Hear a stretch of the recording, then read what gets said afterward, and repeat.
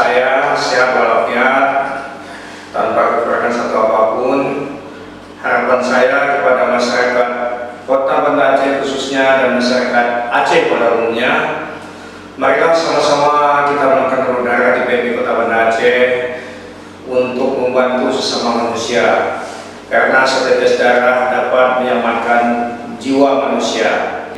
Harapan saya sebagai pendonor yang ke-70 supaya pendonor itu memiliki jiwa yang ikhlas dalam mendonorkan tanpa pamrih. Oleh karena itu, kepada seluruh warga Kota Banda Aceh, terutama pemuda-pemuda, bapak dan ibu yang masih sehat, ayo kita sama-sama ke PMI Kota Banda Aceh untuk kita bisa sama-sama mendonorkan darah.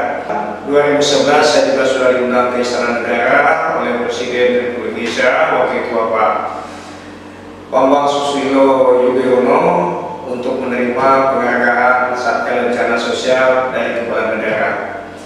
Mungkin ini sekiranya himbauan daripada saya. Semangat, selamat berdonor darah, semoga kita sehat walafiat. Terima kasih. Wassalamualaikum warahmatullahi wabarakatuh.